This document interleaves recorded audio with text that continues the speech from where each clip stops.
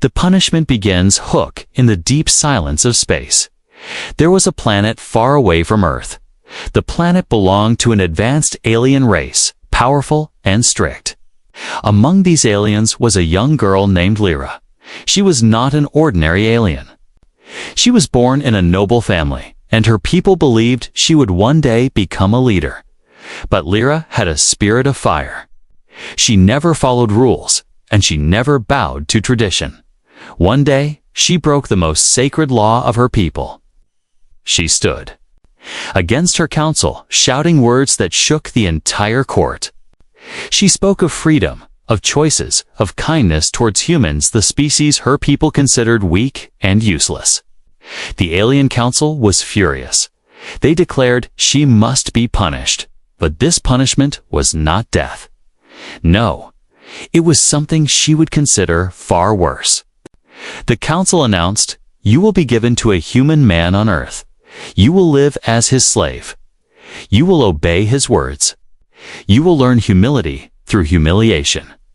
The judgment was final. Lyra screamed, she fought, but her strength was taken away. Bound in chains of glowing energy, she was dragged to a transport ship. For the first time in her proud life, she felt powerless. The ship cut through the galaxy, leaving behind her home, her honor, her people. As the stars moved past her eyes, she whispered in anger, "A human, a weak creature of dirt and water. They dare to give me away to him. One day, they will regret this. One day, he will regret owning me." When the ship landed on Earth, everything was different. The air was thick, the sky wide and blue.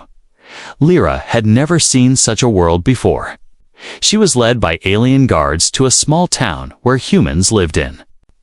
Simple houses, nothing like the grand palaces of her people. And then she saw him. The human man. His name was Ethan. He was no warrior, no king, no scientist. He was an ordinary man who lived a quiet life. His clothes were simple, his hands strong from work, and his eyes calm. Filled with something Lyra did not understand: gentleness. The guard spoke to him. "This girl is your slave now. Treat her as you wish. Her punishment is to serve you until the council decides otherwise." Ethan stood in silence, shocked. He never asked for a slave. He never wanted one. But before he could protest, the guards left, and the ship vanished into the sky, leaving behind the alien girl with glowing cuffs on her wrists. Lyra's eyes burned with hatred. She stood tall, even in chains. She looked at Ethan and said with a voice filled with poison, "Do not think I will bow to you, human. You may call me your slave, but I will never obey. I am Lyra, daughter of the stars. One day you will kneel before me." Ethan looked at her for a long moment. He did not reply with anger. Instead, he sighed softly and said, "You are free to hate me.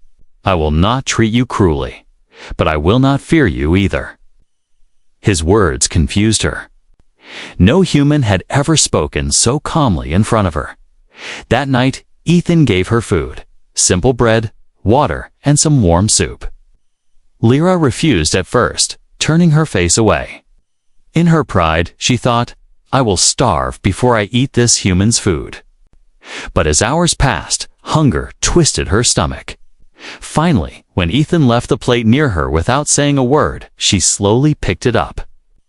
The taste was strange, soft, warm, and for a moment, comforting. But she shook the thought away. "No," she whispered to herself. "This is only the beginning. I will not bend. I will not feel weakness." As the days passed, Lyra noticed something strange. Ethan never shouted at her. He never raised his hand. He gave her a place to sleep, though small. He let her walk in the garden, though her cuffs still glowed. He spoke kindly, even when she stayed silent. To her people, kindness was weakness. But here, kindness felt like strength. And that scared her more than chains. Late at night, when Ethan thought she was asleep, Lyra saw him sitting alone near the fire. His hand was wrapped in cloth, bleeding from work he had done earlier. Yet, instead of resting, he was carving a small wooden figure. She could not understand why. Why waste time on such useless art? She wanted to laugh. She wanted to mock him. But inside her chest, a strange pull began to grow. Something she had never felt before. Still, her pride burned. She swore silently. This man thinks I will stay, but I will not. I will find a way to escape. I will make my people fear me again. And when the day comes, Ethan will regret ever seeing me. But deep inside, hidden under her anger, there was a spark of curiosity. Why was this human so different? Why did his eyes hold no fear? Why did his voice sound gentle, even when she threatened him? The punishment had only begun. But already, Lyra's heart had taken the first step into a journey she could never imagine. Strange coexistence, the days after Lyra's arrival passed slowly. But each moment was heavy with tension. The alien girl walked inside the small human. Housed like a caged lion, her glowing cuffs reminding her every second of her punishment. Her eyes were sharp, watching every corner, every shadow. As if planning an escape, Ethan, the human man, continued his life almost as if nothing had changed. He cooked, worked in the fields, and repaired small tools in the evenings. But now, there was always the sound of soft alien footsteps behind him, or the heavy silence of a proud prisoner sitting near the wall, glaring at him with burning eyes.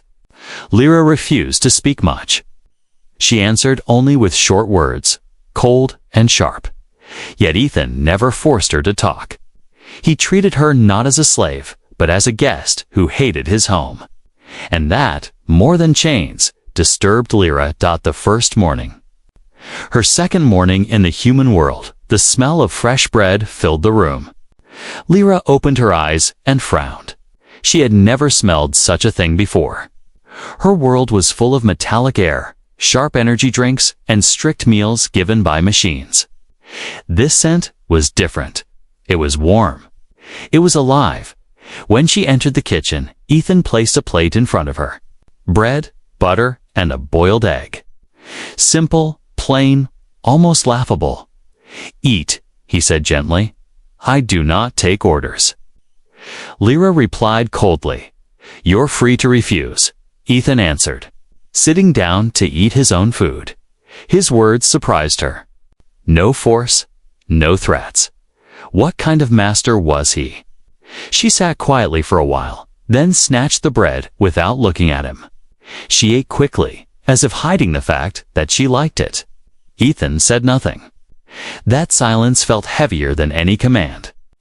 The garden that afternoon, Ethan allowed her to walk in the small garden outside the house. The cuffs glowed, showing their invisible barrier. If she tried to escape, they would burn. Still, the air felt different under the open sky. Birds flew. Overhead, small insects buzzed near flowers, and the sunlight touched her skin in a way she had never known. Her planet was full of cold towers and shining glass. There was no softness of leaves, no sweetness of air. For a moment, she forgot her anger. For a moment, she stood still, staring at a butterfly that rested on her hand. But then she remembered, this is Earth. This is the place of weakness. She shook the butterfly away, tightening her jaw. Yet Ethan, watching from a distance, noticed the flicker of wonder in her eyes. Strange lessons in the following days. Something unusual began to happen. Ethan, without asking her permission, started showing her human things.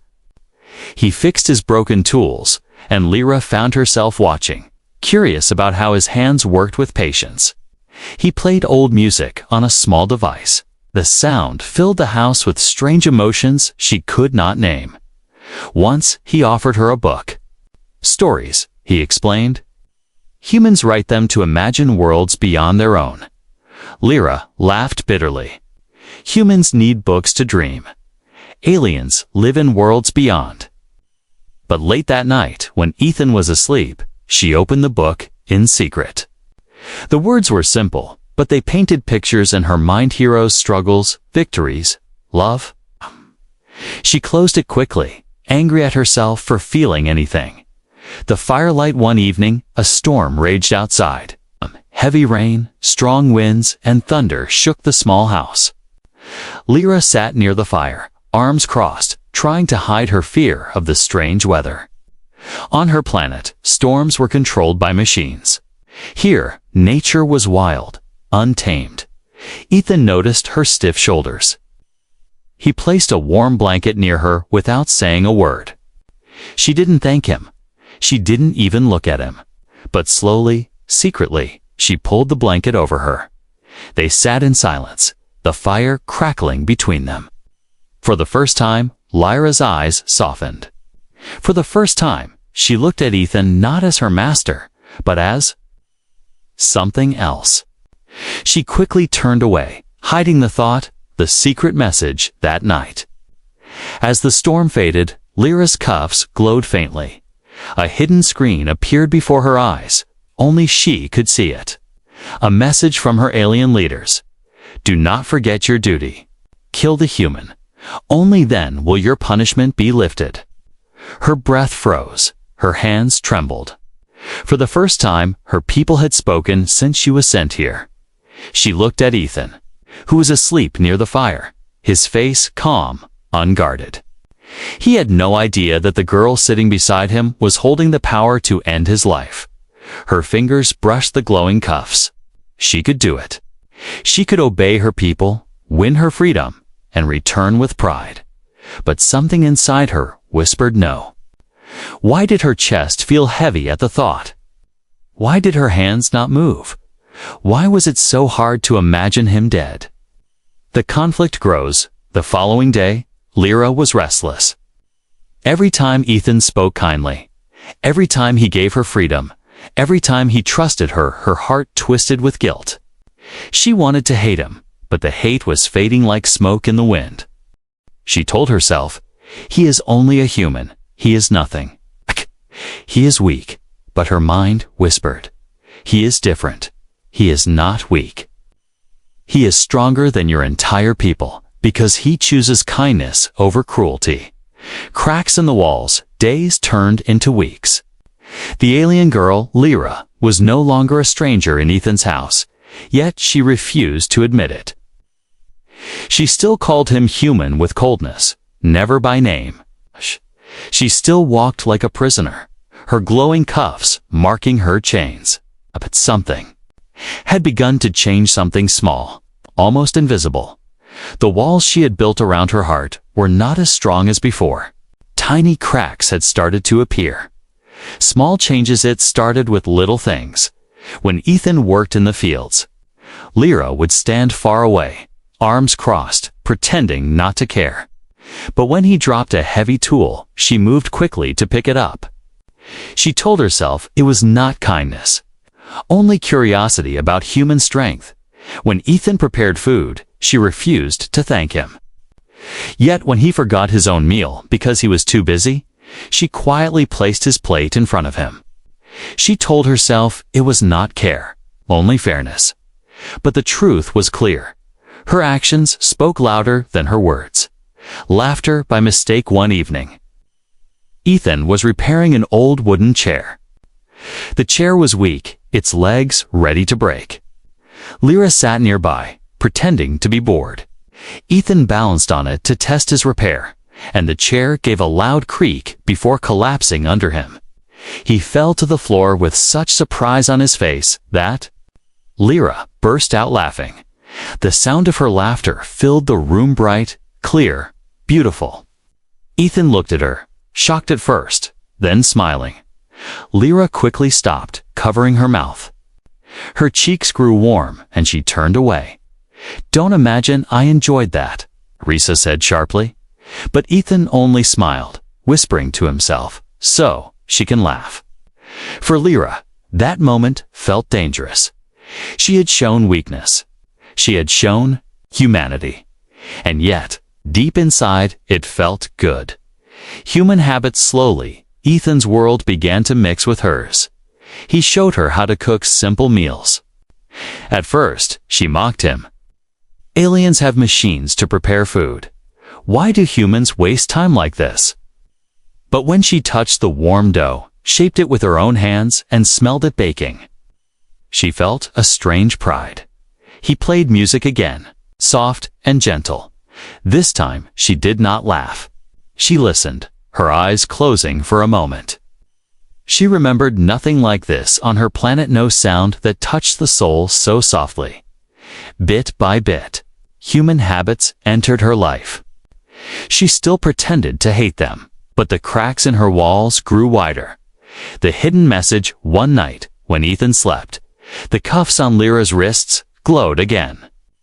A secret screen appeared before her eyes. You have delayed too long. And V? Human's life, your freedom depends on it. Her breath caught. She looked at Ethan, sleeping peacefully near the fire. His face looked tired but kind. The face of a man who never once treated her with cruelty. Her hands trembled. She could do it now. She could kill him in seconds. The council would free her. Her people would honor her. But as she raised her hand, something heavy pulled her back. Her eyes blurred with tears she didn't understand. Why can't I do it? Why can't I end him? She lowered her hand and whispered into the night, I am not weak. I am not weak. But her voice cracked conflict of the heart the next morning. Lyra was quiet. She did not insult Ethan. She did not glare at him. Instead, she sat in silence, staring at her own hands. Ethan noticed. You seem troubled. I am not, she snapped. But her voice lacked its usual strength. You don't have to fight me, Ethan said calmly. I don't want power over you. I only want peace in this house. Peace. The word felt strange to Lyra. In her world, there was no peace. There was only power and obedience. But here, with this man, peace seemed possible, and that scared her more than war. A broken dream that night, Lyra dreamed. In her dream, she stood over Ethan with a weapon in her hand. She struck him down, and her alien council cheered. She was free. She was powerful. She was respected again. But when she looked down at Ethan's lifeless body in her dream, her chest filled with unbearable pain. She fell to her knees, screaming. The cheers of her people turned into cruel laughter, echoing in the darkness. She woke up crying, her face wet with tears. She hated herself for it. Aliens did not cry, yet here she was, weeping for a human she was supposed to hate.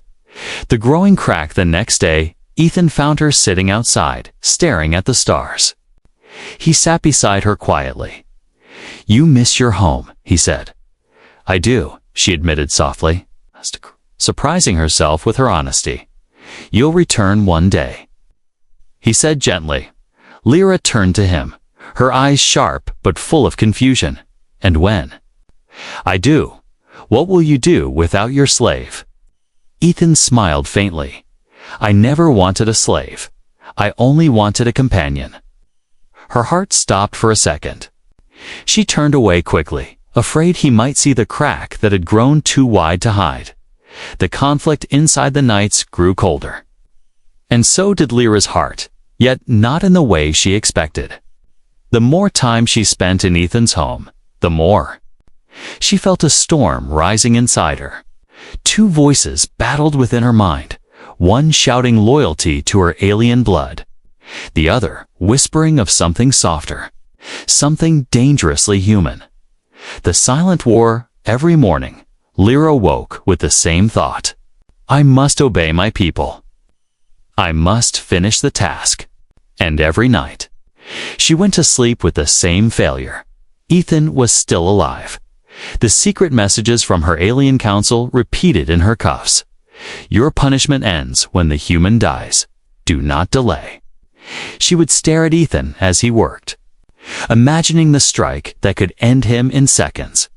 But when the moment came, her hand froze. Instead of hatred, she felt hesitation. Instead of anger, she felt fear, not of him, but of losing something she didn't understand. Words she couldn't forget one evening. When Lyra was especially restless, she tried to provoke Ethan. "Do you not fear me?" she asked, her voice sharp like a blade. "I could kill you while you sleep." Ethan looked up from his work, calm as ever. "Maybe you could, but I don't fear you. I only fear losing my humanity." The words hit her harder than any weapon. Fear losing humanity. To her people, humanity was weakness. Yet Ethan wore it like armor. That night, lying awake, Lyra repeated his words to herself. Something inside her cracked again. Kindness that hurt her inner conflict grew worse because of Ethan's actions. He treated her as no one ever had. He gave her food before himself. He never locked the door, even though she could run. He spoke to her gently, even when she insulted him. It would have been easier if he was cruel, if he shouted at her, if he used his power as master. Then killing him would have been simple. But his kindness was the sharpest. Blade of all, the moment of weakness. One afternoon, Ethan injured his hand while chopping wood. Blood ran down his palm. He tried to hide it, wrapping it quickly, but Lyra saw. For a long time, she stood frozen, unsure what to do. Finally, against her own will, she stepped forward. "Give me your hand," she said, her tone commanding. Ethan hesitated, then obeyed. She cleaned the wound carefully, her alien knowledge making her movements precise. As she wrapped his hand, she realized her fingers trembled. "You didn't have to," Ethan said softly. Lyra pulled away quickly. "Do not think this means I care," but inside, she knew it did. The dream of betrayal that night, Lyra dreamed again. In her dream, she stood over Ethan, her cuffs glowing with deadly power. She struck him down, and her alien people cheered her name. She was free, honored, powerful again. But then, the dream twisted.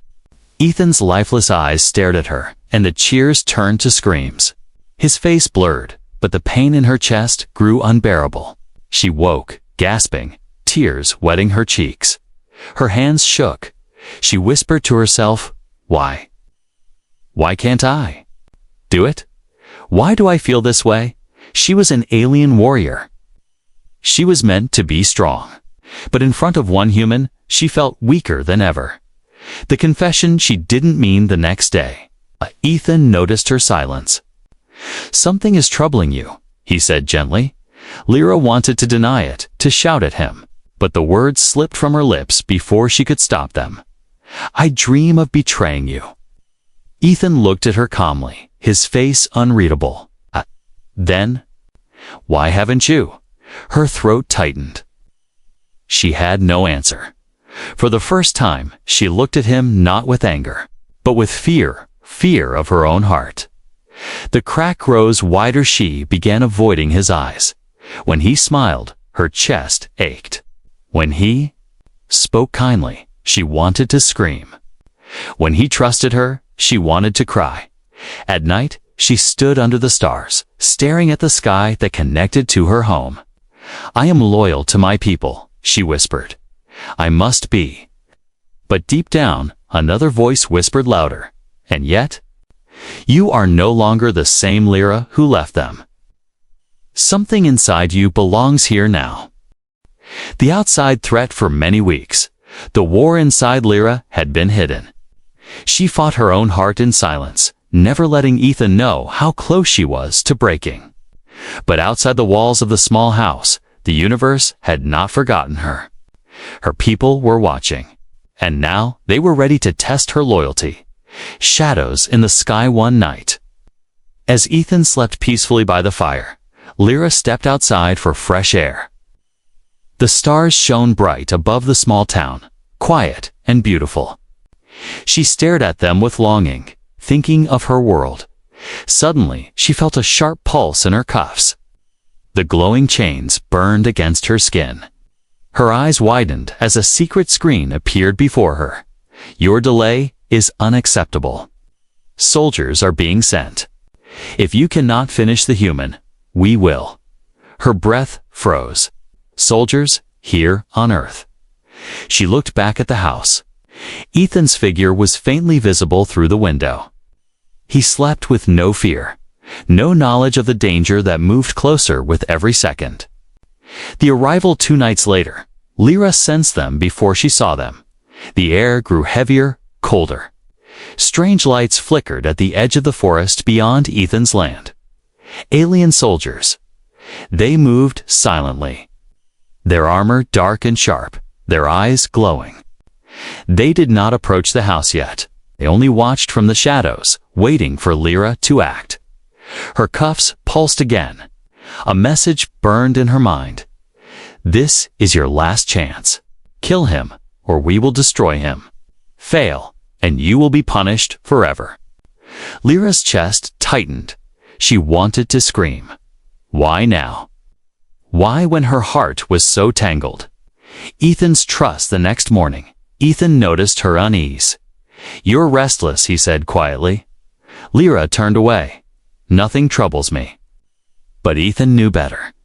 He stepped closer. "If there is danger, you can tell me." His words cut deeper than any blade. She wanted to tell him everything, that soldiers from another world had come, that her people demanded his death, that she was caught between 2 impossible choices. But her lips refused to speak. Instead, she whispered, "Why do you trust me so much? I am your enemy." Ethan looked at her calmly. "Because sometimes enemies are just friends we haven't understood yet." The words shook her to the core. The secret meeting that night, she went to the forest alone. The soldiers stepped out of the shadows, tall and terrifying, their voices echoing inside her mind. "You are weak," one hissed. "You were given a simple task, and you failed." Lyra began, but her voice cracked. Another soldier leaned forward. "Do not tell us you feel anything for the human. That would be shameful for your bloodline." Lyra's fists clenched. "I owe loyalty to my people," she said firmly. But inside, her chest ached. "Then prove it," the soldiers said. "Kill him tonight. If you do not, we will burn his home and erase him from this world." Her heart pounded. They would not bluff. She knew her people. They would do it. A choice that terrifies. When Lyra returned to the house, Ethan was sitting by the fire, waiting. His eyes searched hers, as if he already knew something was wrong. She looked at him. And for a moment, she imagined the soldiers storming through the door, killing him without mercy.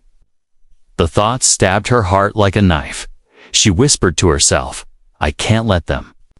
But that meant one thing: if she wanted to save him, she would have to stand against her own people. The storm builds the following days were heavy with silence. Lyra stayed close to Ethan, watching the forest with sharp eyes. Ethan noticed, but said nothing. He trusted her, even when he didn't understand her behavior. At night, she could hear the soldiers moving in the distance, waiting. She felt their pressure, their anger, their disappointment. Her people had once been her pride. Now, they felt like chains around her soul. The whisper in the dark. On the 4th night, as Ethan slept, Lyra stood beside his bed. She raised her hand, her cuffs glowing faintly. She could kill him now, end it. Save herself. But instead, tears slipped down her cheeks. She whispered, "Why?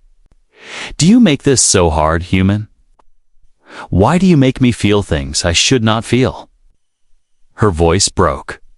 For the first time, she admitted it, even, if only to the silent room.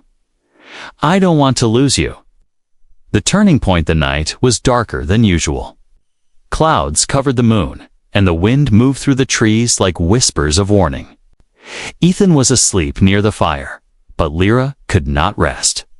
She stood by the window, her sharp eyes locked on the forest. She could feel that the soldiers were closer than ever. Her cuffs pulsed with heat. Another message burned in her mind. Time is over. Tonight, he dies. Her chest tightened. She had spent weeks fighting her feelings, lying to herself, telling herself she was loyal to her people. But now, the choice was no longer distant.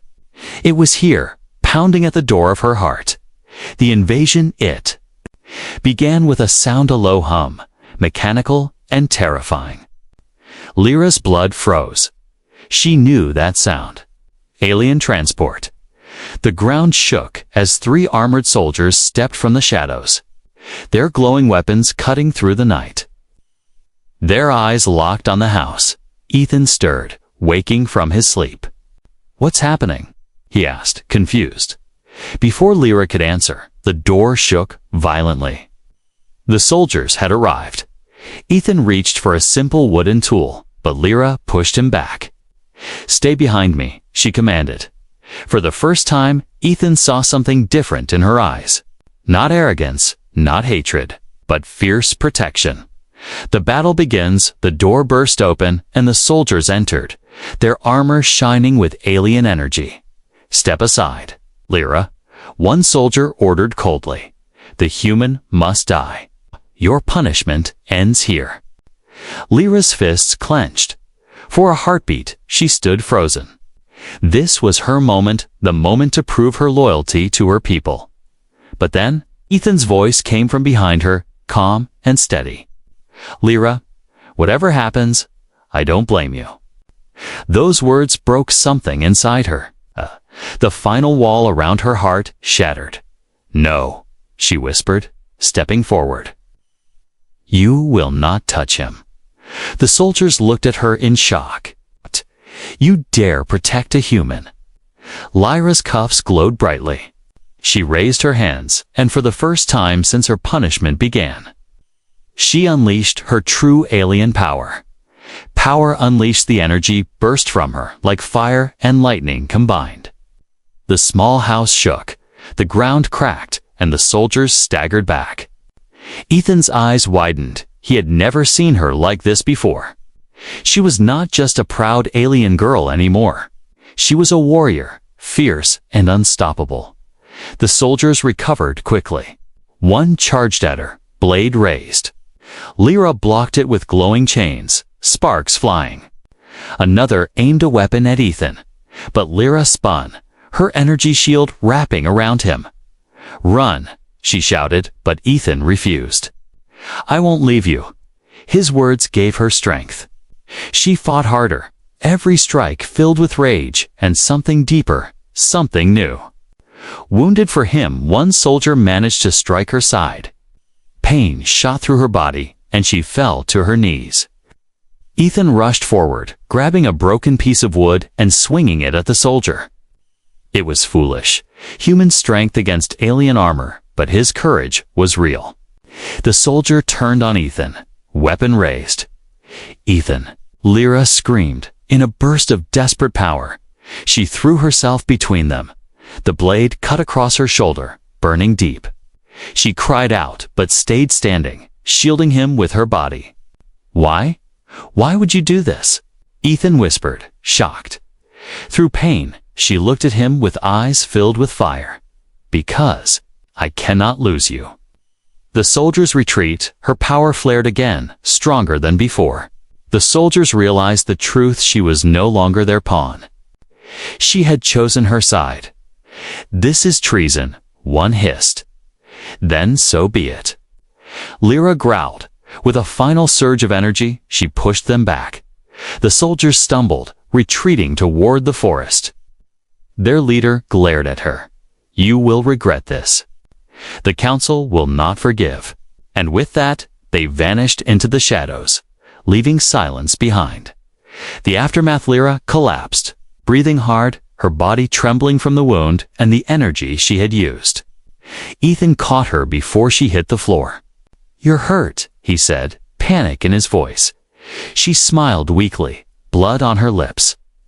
"I've been hurt before, but this is the first time it was worth it." Ethan shook his head. "You shouldn't have protected me. You could have been free." Lyra looked at him with eyes soft but fierce. "What is freedom if it means losing you?" The whisper of truths as he carried her back to the fire. She whispered something she had never thought she would say. I was given to you as a slave. But tonight, I chose to be your protector. Ethan's eyes softened, his grip tightening around her. And I chose, he whispered back, to never see you as anything less than my equal.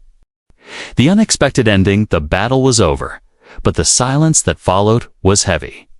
The soldiers had vanished into the night, leaving behind a house in ruins and a girl bleeding in the arms of the man she once swore to hate.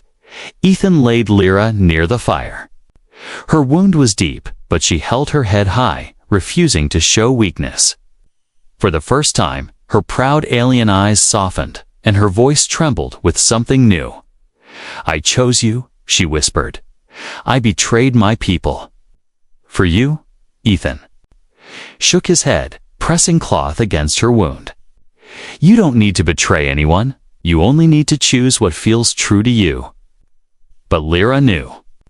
The choice had already been made. The council's judgment days later, the sky above the small town cracked open with light. An alien ship descended, larger and more powerful than the soldiers' transport. The council had arrived. Ethan stepped outside, shielding his eyes from the blinding glow. Lyra stood beside him, her cuffs glowing violently. The voice of the council boomed across the field. Lyra of the noble bloodline, you have failed your punishment. You protected the human. Instead of destroying him, your loyalty is broken. Your place among us is no more. The words cut like knives. Her own people were casting her out.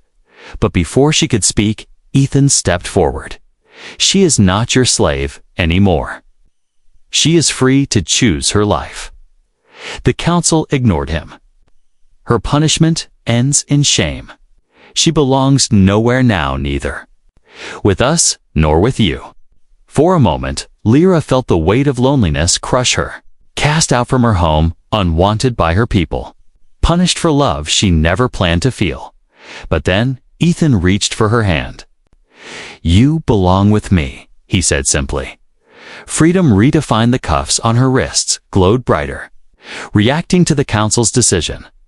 Then, in a flash of light, they shattered into dust. The punishment was over. But instead of joy, Lyra felt emptiness. The council had freed her not to honor her, but to abandon her. She was no longer prisoner, but no longer daughter of her world either. Her eyes filled with tears she tried to hide. I have lost everything, she whispered. Ethan's hand tightened around hers. Not everything. You still have me. For the first time, she believed it. A new life. Days turned into weeks again, but this time, everything felt different. Lyra no longer carried the weight of chains. She worked beside Ethan, not as his slave, but as his equal. She learned to plant seeds in the garden, to cook meals without machines, to laugh without fear. The small town began to notice her too. At first, the humans feared her glowing eyes and alien strength. But slowly, they saw her kindness, her courage. Children brought her flowers, and elders greeted her with respect. Ethan watched it all quietly, smiling at how the proud alien girl was becoming part of his world. The confession one evening. Under the wide sky filled with stars, Lyra stood with Ethan in the garden. The air was calm, the world peaceful.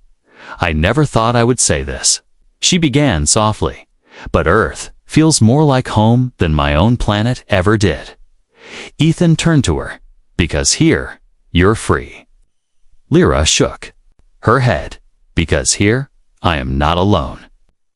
Her voice broke as she looked into his eyes. I was given to you as a slave, Ethan, but you never treated me as one. You saw me, even when I hated you. And now, I cannot imagine life without you. Her confession hung in the air like starlight. Ethan took her hands gently. Then don't imagine it. Stay, not as a slave, not as a guest. Stay as my partner. The union, months later, in the same small town. People gathered for something they never thought they would see. A human and an alien standing side by side, promising their lives to each other. There was no grand ceremony, no royal court, no council of judgment. Only a quiet gathering of friends, neighbors, and the open sky above. Ethan stood tall, his voice steady. I choose her, not because she was given to me, but because she chose me back. Lyra's eyes shone with emotion. I was sent here as punishment, but I found something greater than freedom. I found love. When they joined hands, the townsfolk cheered, and even the stars seemed to shine brighter. The twist of fate far away. In the depths of space, the alien council watched silently. Some were furious, others thoughtful. One voice whispered among them, "Perhaps punishment has taught her more than loyalty ever could." But on Earth, none of that mattered. The girl once chained by duty and anger was now free in the truest sense, free to choose her heart. Closing line narrator: the story that began as punishment ended as destiny. An alien girl once forced to serve had found love in the most unexpected place. And a human man, once ordinary, had become part of something greater than himself. Sometimes, the greatest punishments do not break us, they lead us to the gifts we never knew we needed.